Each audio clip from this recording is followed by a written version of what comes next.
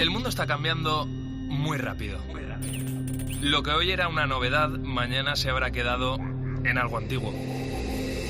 Ese frenético ritmo que muchas veces nos hace preguntarnos ¿y qué será lo siguiente? Velocidad que genera incertidumbre, a veces miedo, pero también intriga, ilusión y sobre todo emoción por conocer. La ciencia, la tecnología, la innovación, los cambios sociales nos empujan para seguir avanzando. Soy José Ángel Cuadrado y si tú me preguntas ¿qué será lo siguiente? ¿Qué va a ser lo siguiente? Yo te respondo, esto es lo que viene.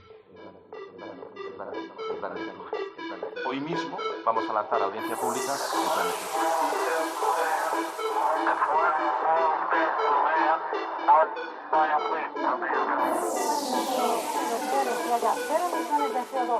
en 2050.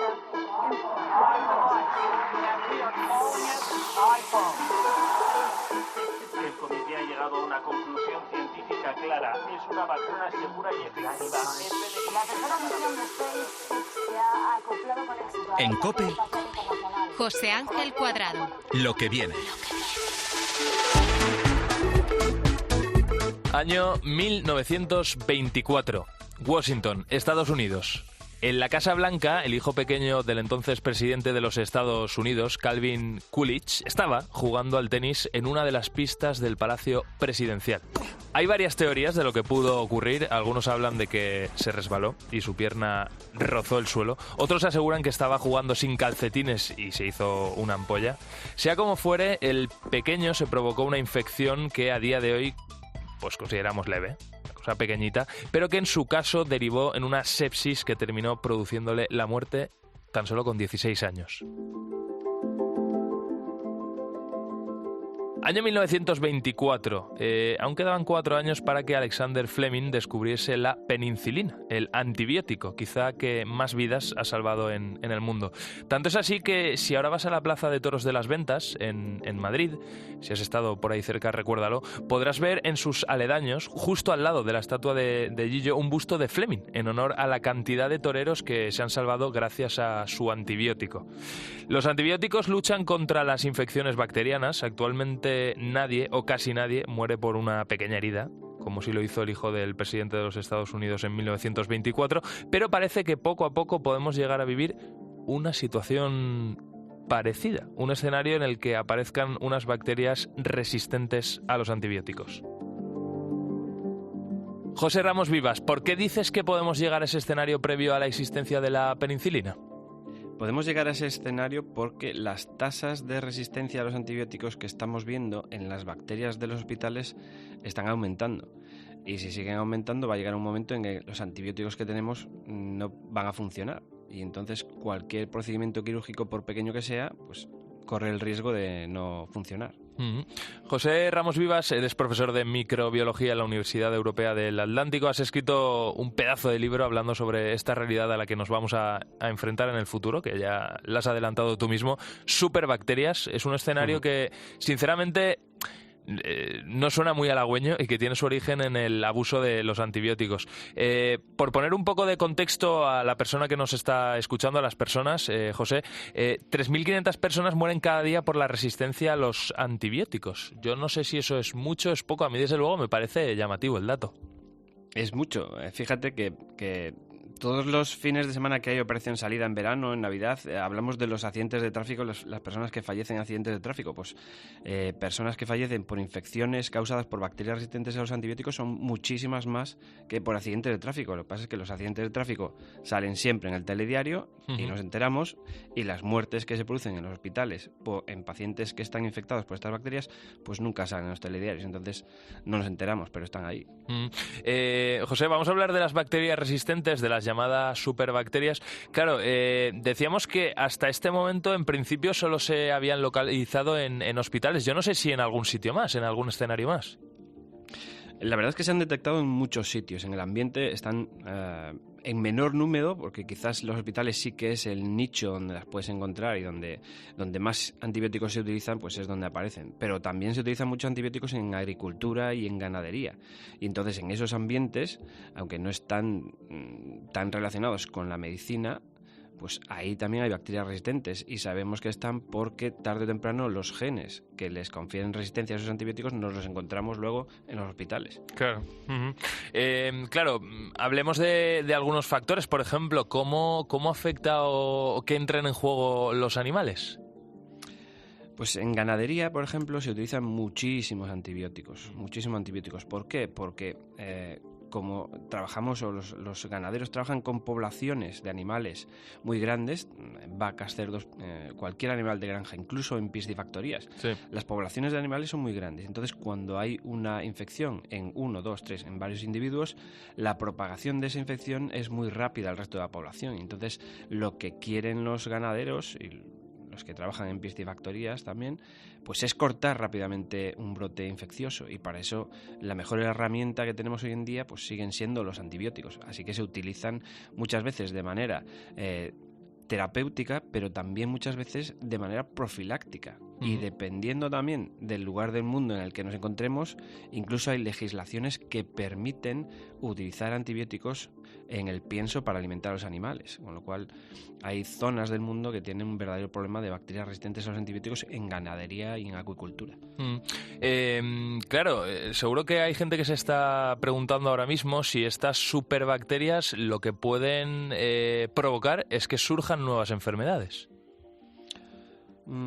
No, nuevas enfermedades no van a surgir. El problema que vamos a tener es que las enfermedades actuales van a ser muy complicadas de tratar si la tasa de resistencia de estas bacterias sigue aumentando, porque date cuenta que en un hospital, cada día en un hospital, al menos un 20% de las personas que están ingresadas en un hospital reciben tratamiento antibiótico, por los motivos que sean, porque tienen una operación, por una cesárea, por un trasplante, por cualquier cosa, por un accidente, y entonces esas personas, todas esas patologías que necesitan de los antibióticos para que no se muera la persona por una infección, pues entonces si dejan de funcionar, todas esas patologías no van a ser posibles de curar, ni siquiera el cáncer, ¿no? Hay muchas personas que tienen cáncer, pero no mueren de cáncer, mueren por una infección, a pesar de que están recibiendo muchos antibióticos. Por lo tanto, no van a aparecer enfermedades nuevas. Quizás van a aparecer bacterias que antes no estaban en los hospitales y que sí que se están haciendo resistentes y van a aparecer en los hospitales, pero enfermedades nuevas no. La sepsis va a seguir siendo una sepsis, etcétera. Claro, aquí estamos hablando de bacterias, ¿no?, resistentes a los antibióticos precisamente por el uso y sobre todo abuso, ¿no?, de estos antibióticos. Claro, ¿qué alternativas tendríamos o qué deberíamos hacer? La verdad es que no hay ninguna alternativa tan buena que se pueda comparar con los antibióticos, pero se están barajando otras opciones para ayudar a que los antibióticos que tenemos duren más tiempo. Por ejemplo, hay varias estrategias. Una de ellas es la vacunación. Incluso aunque te vacunes contra enfermedades víricas, estando vacunado evitas tener una infección secundaria por una bacteria.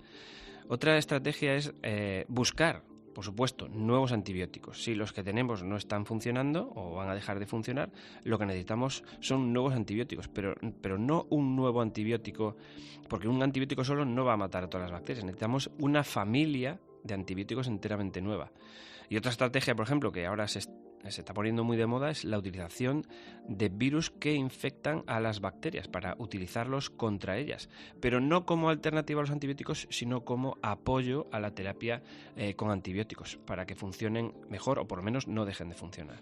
O sea que el futuro debe ir por ahí. Entiendo yo que las farmacéuticas ya estarán trabajando en todo esto, porque además es algo que afecta, ¿no?, a millones y millones de personas en todo el mundo, y seguramente ya se estará trabajando en esos nuevos antibióticos. Yo no sé si nos puedes dar alguna clave. Hablabas de nuevas familias de antibióticos. ¿Qué se sabe sobre esto, José? Bueno, lo que hay que hacer es invertir en investigación. Eso es crucial.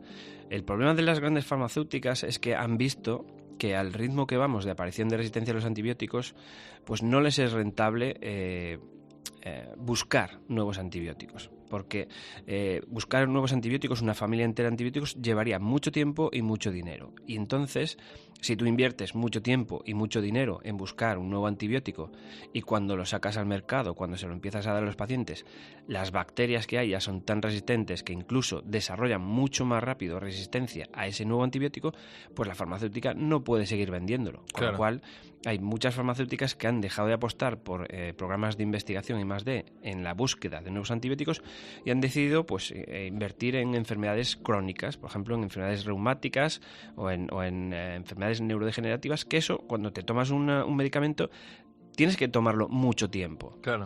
Cuando te tomas un antibiótico, te curas de la infección y ya no lo tienes que tomar más. Entonces, las farmacéuticas han visto que es un mercado mucho más rentable las enfermedades reumáticas y que aún encima les cuesta mucho esfuerzo y mucho dinero encontrar nuevos antibióticos que luego, seguramente, al ritmo que llevamos, dejan de funcionar rápidamente y por lo tanto no les es rentable, porque si dejan de funcionar al año o a los 2 años de estar en el hospital, no lo pueden seguir vendiendo. Sí, Por lo tanto, evidentemente hacer una gran inversión, ¿no?, para algo que luego es a corto plazo no se soluciona, pues claro. No, la alternativa es que en los centros de investigación estatales, en las universidades, pues haya investigadores que dediquen su esfuerzo a encontrar esos nuevos antibióticos y que luego, porque esto también requiere mucho dinero el sacarlos al mercado, vengan las grandes farmacéuticas y compren esas patentes de investigadores pequeños y puedan sacarlos al mercado. Porque un investigador pequeño, investigador de un centro de CSIC, por ejemplo, no puede sacar un antibiótico al mercado. El Estado no tiene dinero para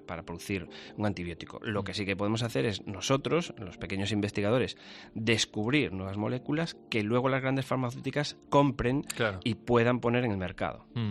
Pues ahí queda esa última reflexión. José Ramos Vivas, profesor de microbiología en la Universidad Europea del Atlántico, escritor, como decía, del libro Superbacterias, ya nos ha alertado de ese aumento, ¿no?, de la resistencia de las bacterias a los antibióticos y, como decías, ojalá el futuro sea esperanzador, pequeños investigadores den pasos grandes y lleguen las farmacéuticas, desde luego, y hagan la segunda parte del trabajo, que es comprar esas patentes y empezar con la producción, que es lo caro. Exactamente. En la investigación está la clave, porque al ritmo que vamos, pues va a ser un problema muy gordo, la verdad. Sí. Bueno, pues José, muchísimas gracias por tu tiempo y sobre todo por habernos alumbrado sobre este tema. Un abrazo muy grande. Gracias a vosotros, un abrazo. En COPE, lo que viene. José Ángel Cuadrado. ¿Y tú, cómo te imaginas la ciudad del futuro?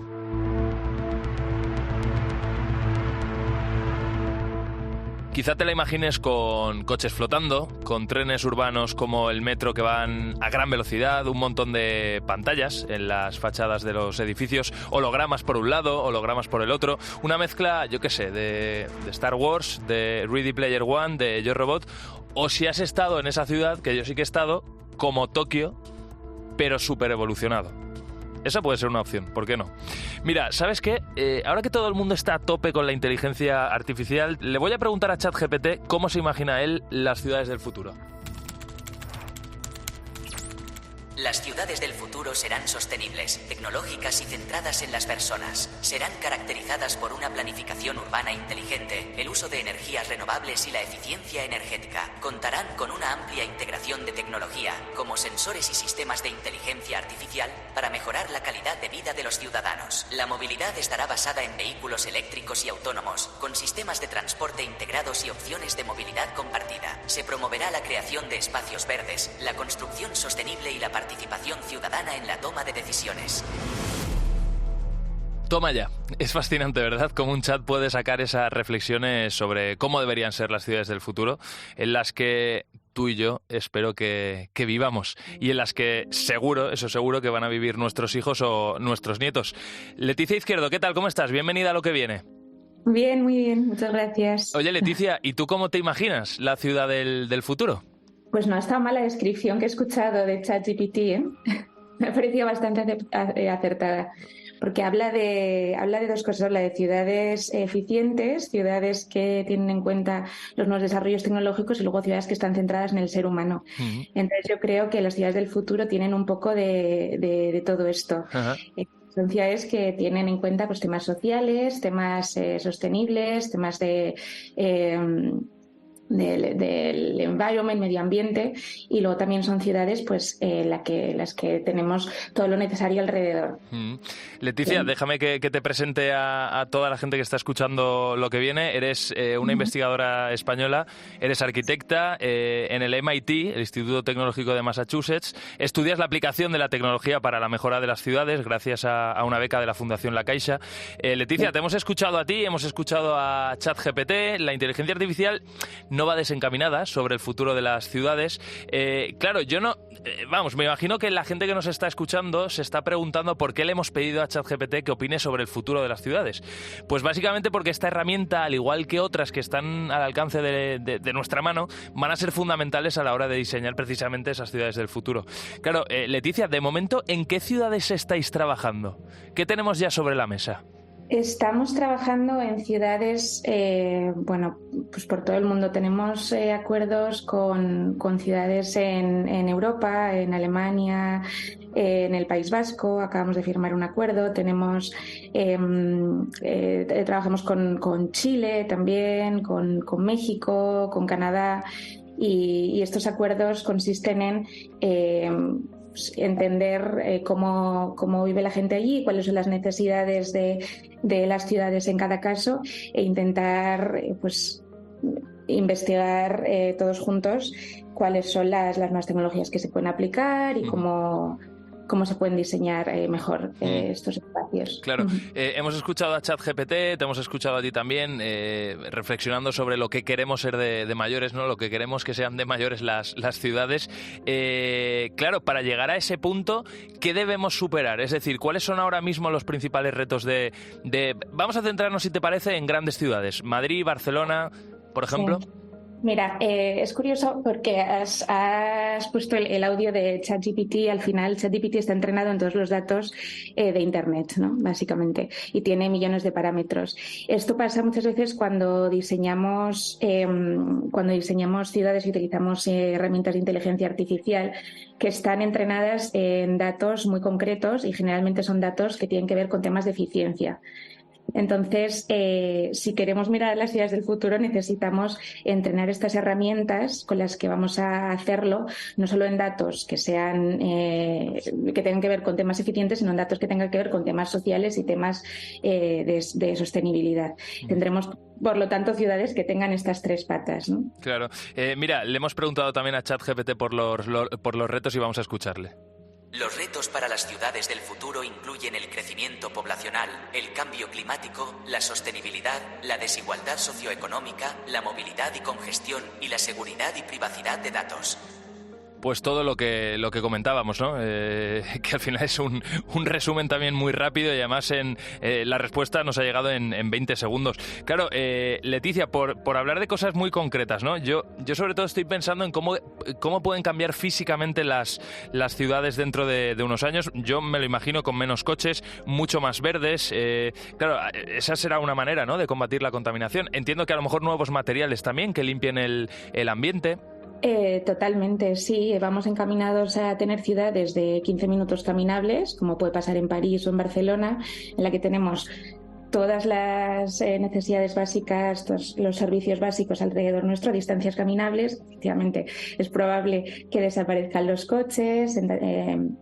Empezaremos a tener sistemas de micromovilidad autónomos bajo demanda, ¿no?, como pequeños automóviles o pequeñas bicicletas autónomas que puedas pedir que estén cuando los necesites, ¿no? Y cuando no los estemos usando puedan usarse para repartir paquetes, por ejemplo. Y luego sí, desde luego, si priorizamos temas como salud mental dentro de las ciudades, pues tendremos espacios más verdes, tendremos espacios que sean caminables y los que queramos estar. Desde luego, ese es un punto muy, muy interesante que además tú estás tratando, que estás investigando, y es el aspecto de la salud mental, ¿no? La pandemia, yo creo que a todos nos puso delante del espejo. A raíz de la pandemia, de hecho, mucha gente ha sufrido problemas mentales. Háblanos un poco de ese punto. O sea, ¿cómo puede una ciudad, cómo puede un entorno favorecer a que estemos mejor, a que nos sintamos mejor? Uh-huh. Sí, hay ciudades que nos estresan, ¿no? Eso es obvio. Hay muchos sitios, o sea, el diseño de los espacios influye mucho en cómo nos sentimos. Estuve, por ejemplo, trabajando en asentamientos informales en México en temas de seguridad en el espacio público. Sí. Y el hecho de que los espacios pues, no tuvieran buena visibilidad, iluminación, no tuvieran espacios públicos en los que conocer a la gente del entorno, ¿no? Pues creaba como cierta inseguridad y malestar. Entonces, sí influye mucho cómo los espacios están diseñados y cómo contribuyen a que podamos conocer a la gente de nuestro entorno y por lo tanto sentirnos más seguros. También te digo una cosa, esto de alguna manera está enfrente de lo que parece que va a ser el futuro, o sea, un entorno cada vez más digital. Se nos habla, por ejemplo, del metaverso, y aquí en Lo que viene hemos hablado ya sobre esa realidad varias veces, y había algunos expertos que nos decían es que la gente cada vez va a tender a salir menos de casa. Vamos a estar de alguna manera todos conectados, pero cada uno de nosotros estará en su casa. Esto, no sé, es totalmente distinto a lo que estábamos comentando, ¿no? A ciudades donde nos relacionemos más.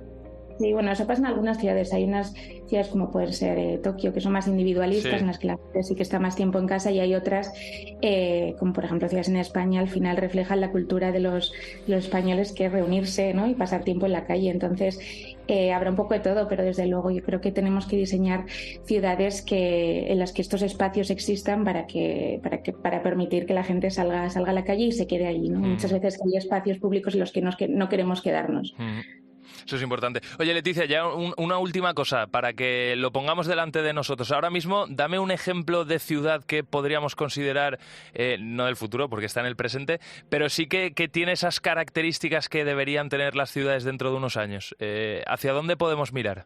Bueno, yo creo que es difícil encontrar una ciudad que tenga todas las características que podemos encontrar en las ciudades del futuro. Yo creo que podemos pensar en una ciudad mix de varias, ¿no? Como diferentes partes juntas. Uh-huh. Y yo creo que podríamos pensar juntos en esto, cuál es la ciudad que representa la parte vibrante que nos gusta. A lo mejor es Madrid, a lo mejor es Barcelona, a lo mejor es que tienen pues innovación, ¿no? A lo mejor cogemos la parte de la naturaleza pues no sé, de las islas. Ajá. O de... Sí, hay varios ejemplos. Yo te digo una cosa, Leticia, yo estuve hace 4 años ya en Tokio, en mi luna de miel, y realmente después de leer cosas que tú has hecho, leer a otros expertos, ¿no? Sí me imagino esa ciudad un poco como la ciudad que tenga las características de las ciudades del futuro. ¿Por qué?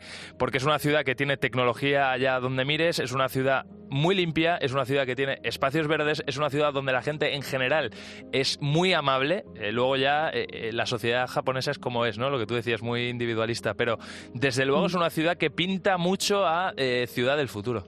Sí, estoy de acuerdo.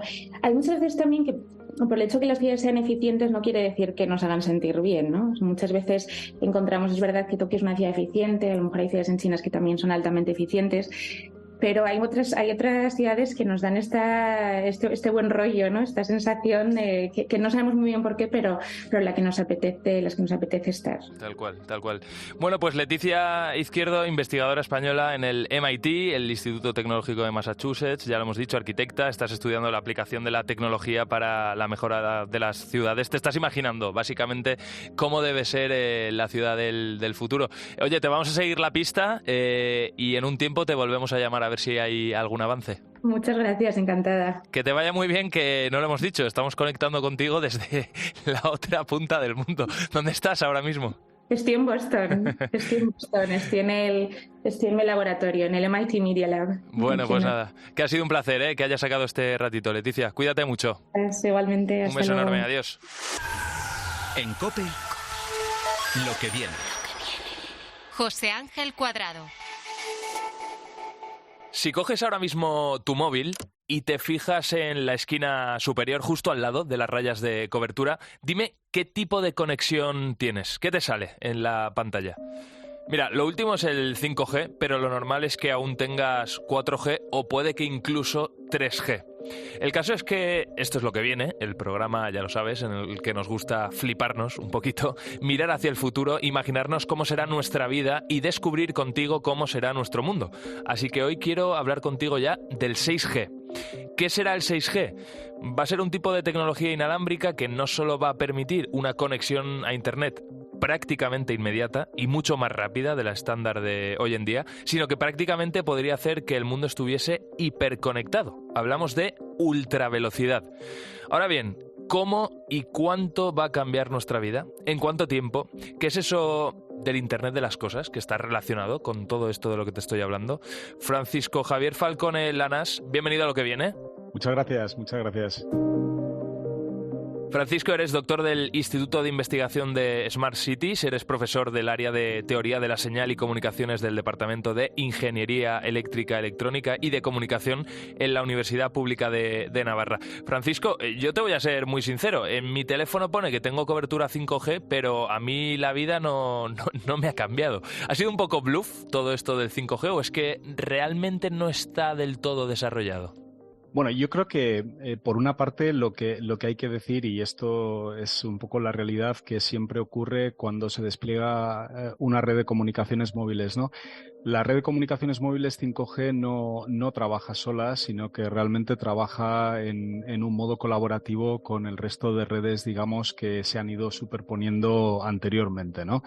De tal manera que a través de ciertas funcionalidades que tiene el teléfono, que son automáticas para nosotros como los usuarios, pues en el caso de que tú pierdas la cobertura 5G, pues te pasa a la 4G o, como bien apuntabas, a la 3G, ¿no? Entonces, teniendo esto en cuenta, lo que ocurre, y siempre insisto, esto es así en todas las evoluciones, digamos, de la red móvil, es que la cobertura se va poniendo de manera progresiva, ¿no? Entonces, ahora mismo en España estamos en una fase claramente de implantación y es una fase, digamos, que aún no está madura, que aún le queda bastante recorrido, sí.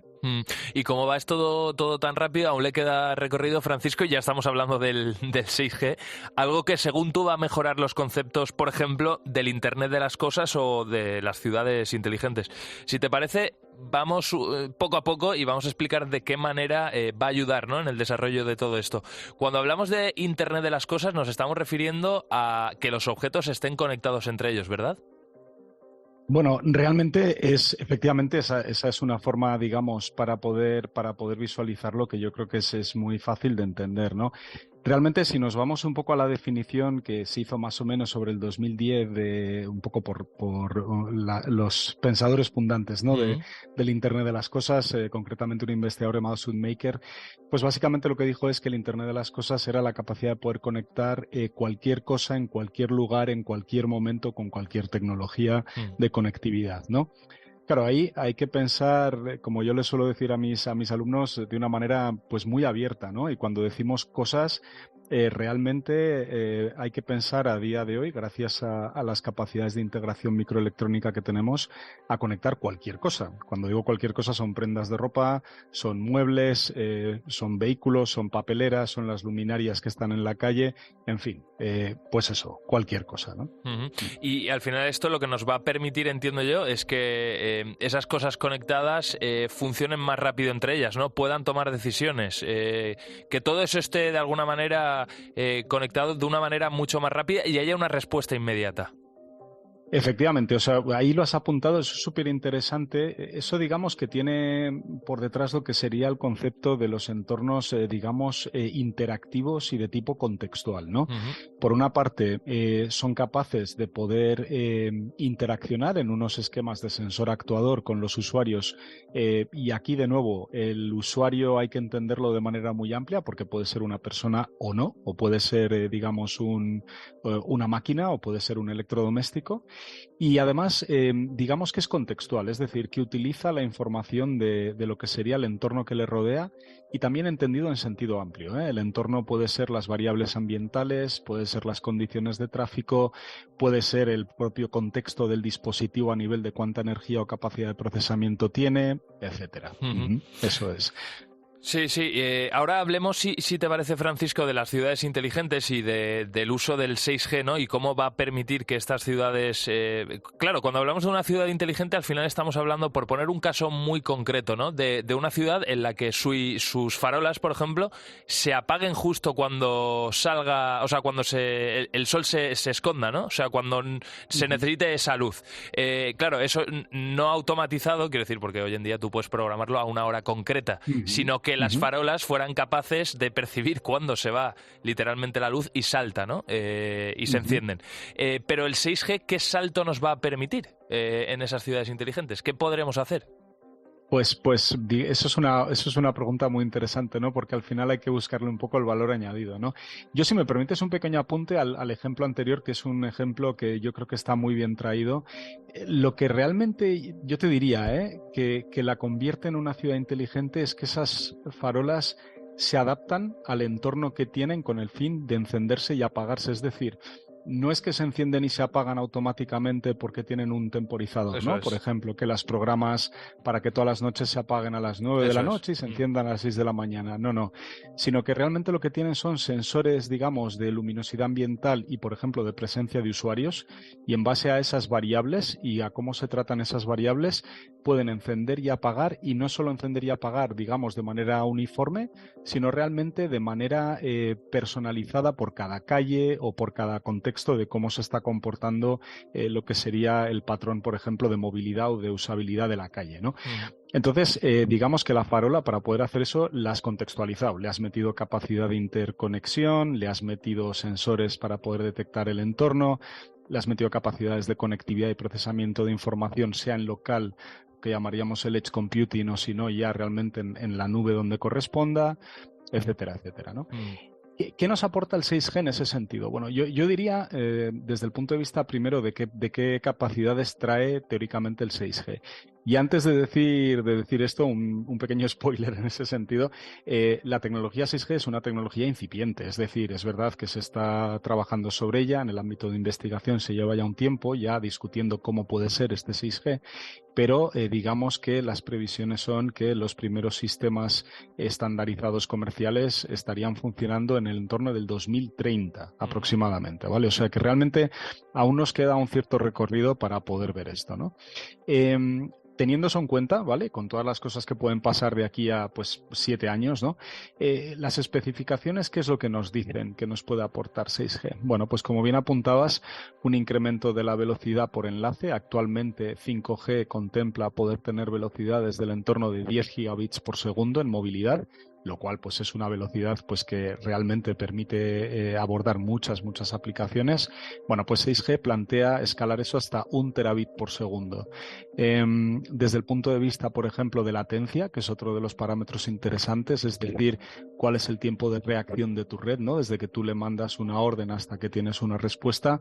Bueno, pues el objetivo que está fijado en la red 5G, que actualmente aún no se ha conseguido en redes comerciales, es un valor de un retardo de 1 milisegundo, ¿vale?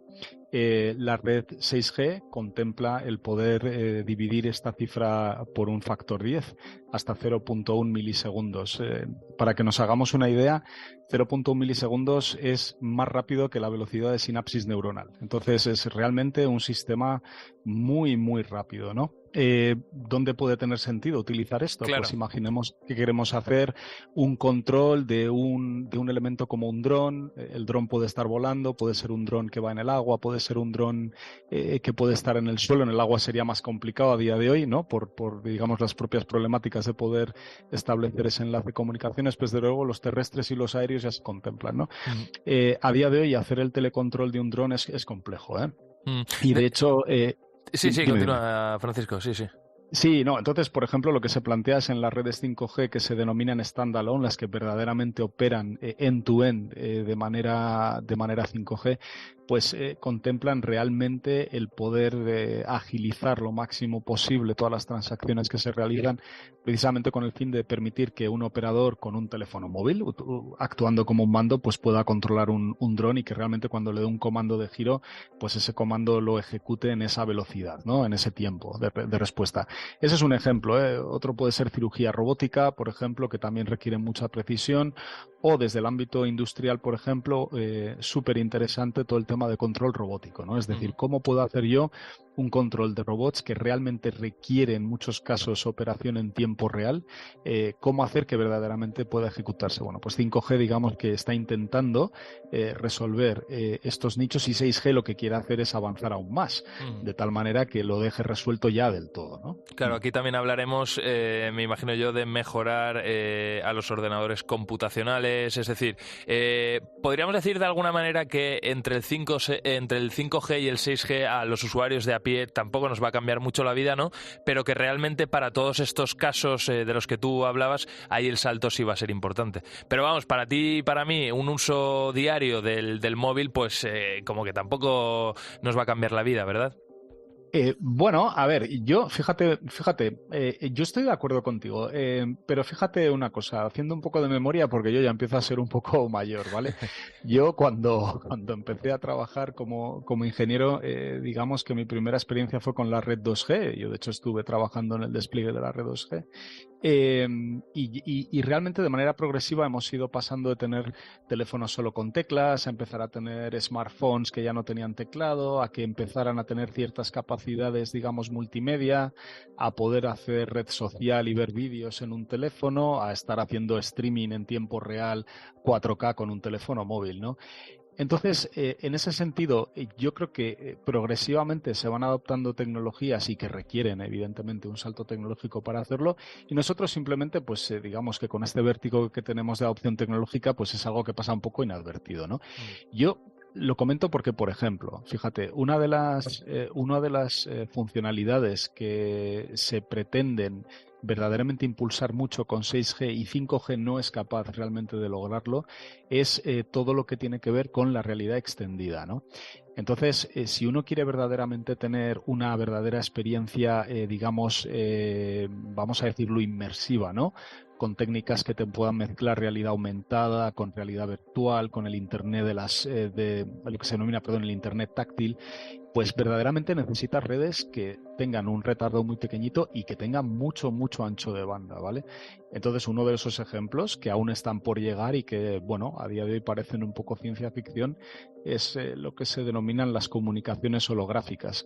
Comunicaciones holográficas es algo que 5G no puede soportar y que están contempladas, por ejemplo, en 6G. Ese es, por ejemplo, uno de los motivos por los cuales se pretende ir a tasas de transferencia binaria de 1 terabit por segundo, que son muy altas, ¿no? Pues muy interesante todo esto que hemos descubierto hoy aquí en Lo que viene con Javier Falcone Lanas, doctor del Instituto de Investigación de las Smart Cities, también profesor, lo hemos dicho, de la Universidad Pública de Navarra. Ha sido un placer, Francisco, y nada, nos marcamos en el calendario esa fecha, 2030, y tendremos el 6G y tendremos a nuestro alcance todas estas cosas que nos has contado. Muchísimas gracias por tu tiempo.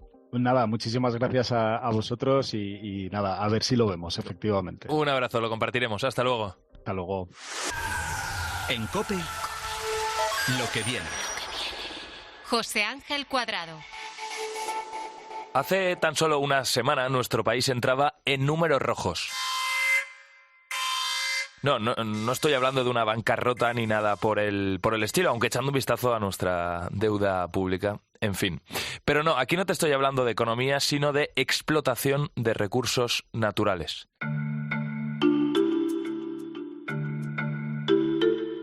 Fíjate, el 12 de mayo entramos en el Día de la Sobrecapacidad de la Tierra aquí en nuestro país, en España.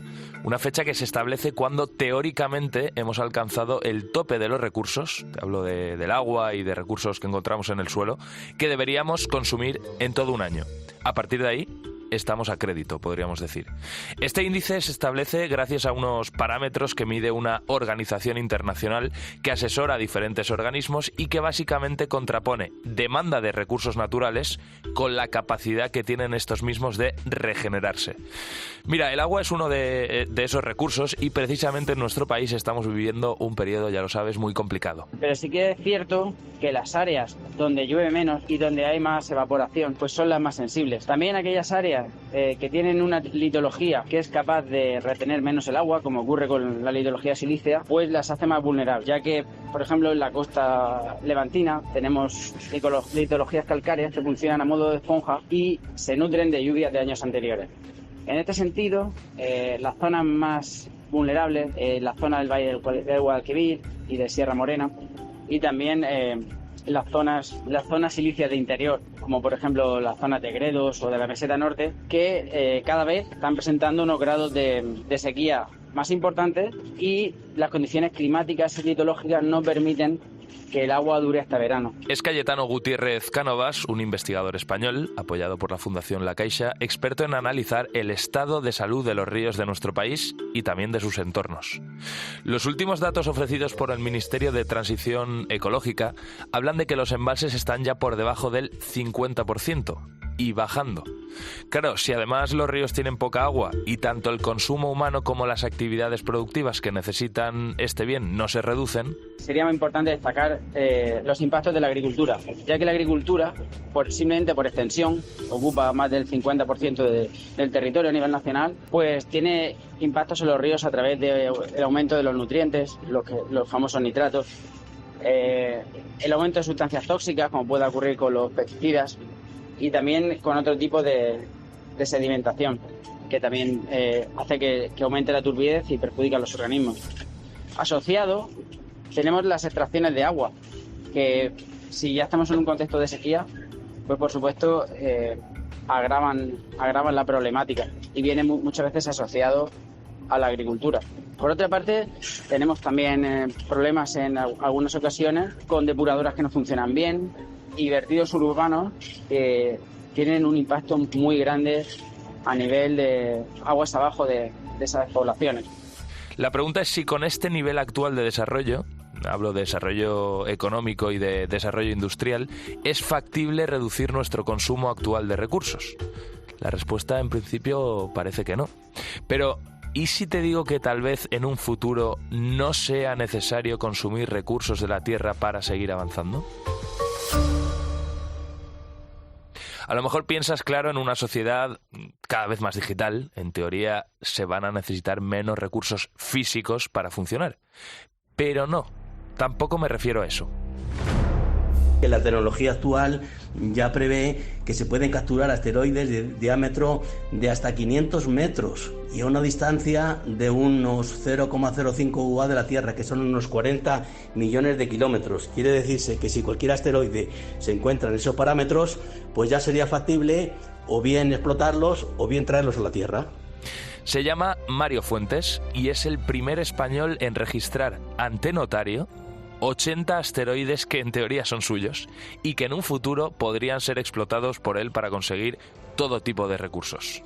Estamos hablando de asteroides, de pequeños fragmentos rocosos que podrían contener, fíjate, cobalto, platino, rodio, cobre, níquel, uranio, titanio, manganeso o incluso otras materias primas de muchísimo más valor como, por ejemplo, el oro. Sería ir hasta ellos para hacer minería espacial, ir fuera de nuestro planeta para conseguir más recursos. ¿Todo esto que te estoy contando te suena de algo? Señoras y señores, ya no están en Kansas, están en Pandora. Existe una población de indígenas llamados Na'vi. Son muy difíciles de matar. Esto es por lo que estamos aquí, porque esta piedrecita gris se vende a 20 millones el kilo. Resulta que su poblado se encuentra sobre el mayor yacimiento del planeta y tendrán que irse. Esos salvajes están amenazando nuestra operación. Estamos al borde de la guerra y creo que tú deberías encontrar una solución diplomática. Pues si estabas pensando en lo que sucedía en la película Avatar, has acertado. Ahí la humanidad se traslada hasta Pandora, en este caso una luna, para investigar los recursos naturales que había en ella y de paso también investigar a los Na'vi, esa raza de humanoides de piel azul. En fin, que esto de cazar asteroides para aprovechar sus recursos de momento parece estar lejos, aunque según Mario Fuentes, este español que ha registrado ya 80 asteroides a su nombre, la tecnología ya está disponible. Son sondas espaciales que gastan mucho menos combustible y en mucho menos tiempo y por mucho valor bastante inferior pueden llegar a un asteroide, bien a observarle, a mirar sus recursos, a minarle, incluso traerle a la Tierra, pero mayormente lo que se está estudiando son sondas espaciales. Claro, la siguiente pregunta es ¿quién o qué puede registrar algo que está orbitando ahí por el espacio exterior?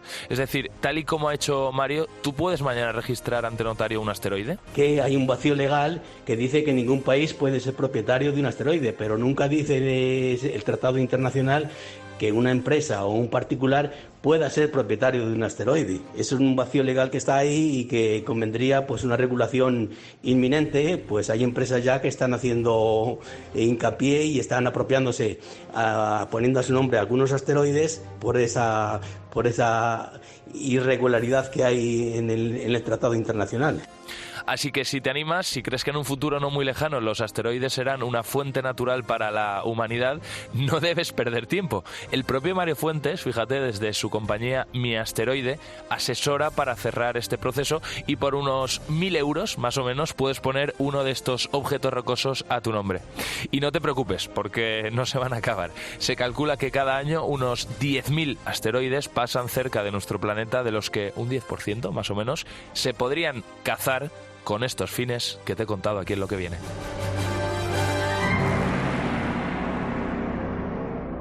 En COPE, Lo que viene. José Ángel Cuadrado.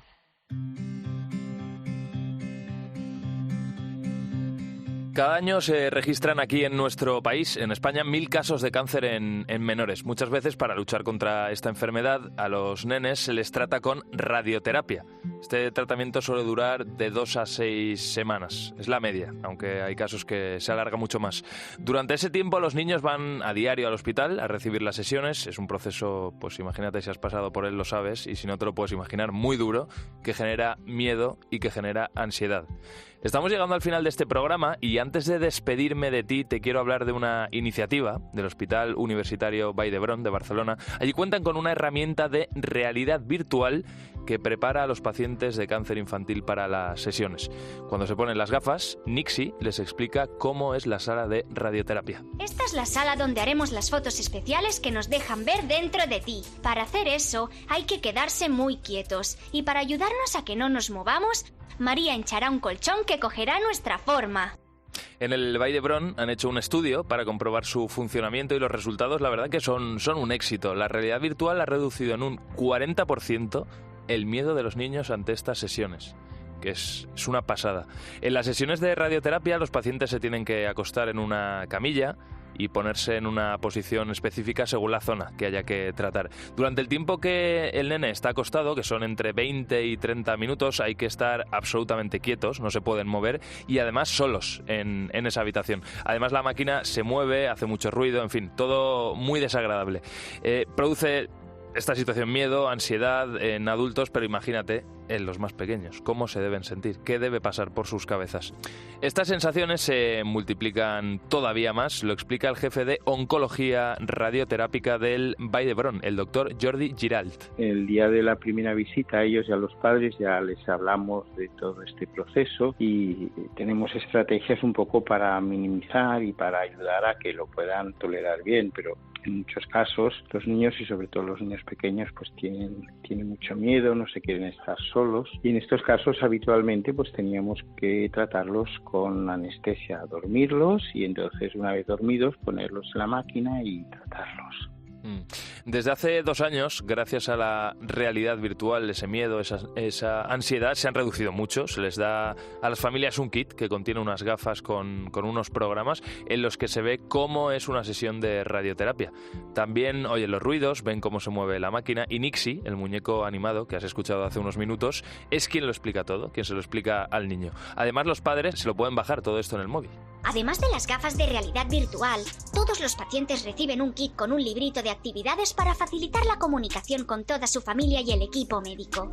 Y a su vez, un peluche que les servirá para entender qué está pasando dentro de su cuerpo.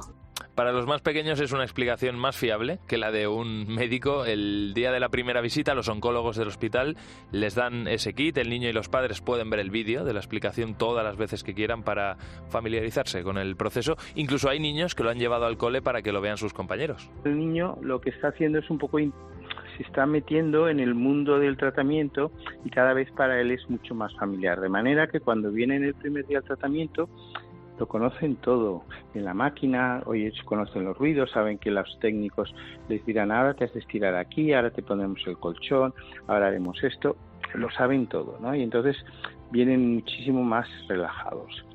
Este proyecto ha sido desarrollado por la Fundación Ricky Rubio, el jugador de baloncesto, y la Fundación Nixie for Children. El Vall d'Hebron fue el hospital pionero en poner en marcha esta realidad virtual. Cuando ya llevaban un tiempo utilizando esta herramienta, se dieron cuenta de que sí, de que estaba funcionando, de que iba muy bien. Así que decidieron hacer una evaluación para medir exactamente el beneficio. En 22 niños, el día de la primera visita, con ayuda de los psicólogos infantiles, hicimos un cuestionario con preguntas muy sencillas, que las respuestas pues estaban relacionadas con una cara contenta, una cara triste, una cara normal. Y entonces el día de la primera visita les dábamos el kit, les pasábamos este cuestionario y después de la primera sesión de tratamiento les volvíamos a pasar el cuestionario, ¿no? Para que te hagas una idea del éxito de esta realidad virtual, ahora se utiliza ya en 15 hospitales de nuestro país, en 2 hospitales de Estados Unidos y en otro chileno. Esto ha sido lo que viene, ojalá y lo que venga sea que se pueda extender a más tratamientos y a más pacientes con un objetivo muy claro, conseguir que la estancia en los hospitales se haga un poco más amena. Como digo cada semana, muchísimas gracias por habernos dedicado un ratito de tu vida. Todo el contenido de lo que viene lo tienes en cope.es y como siempre también en las redes sociales. Hasta siempre.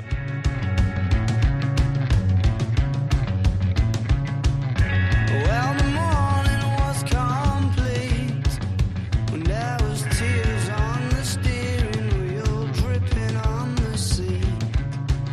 In several hours or several weeks, I'd have the cheek to say they're equally as bleak.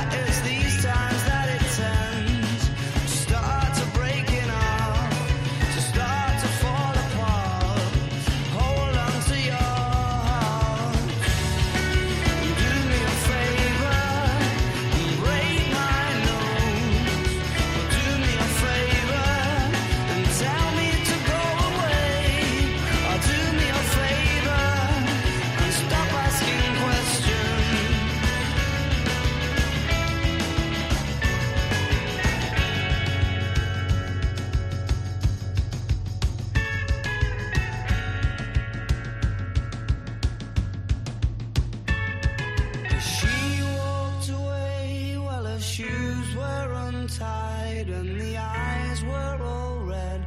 You could see that we'd cried, and I watched and I waited till she was inside, forcing a smile and waiting.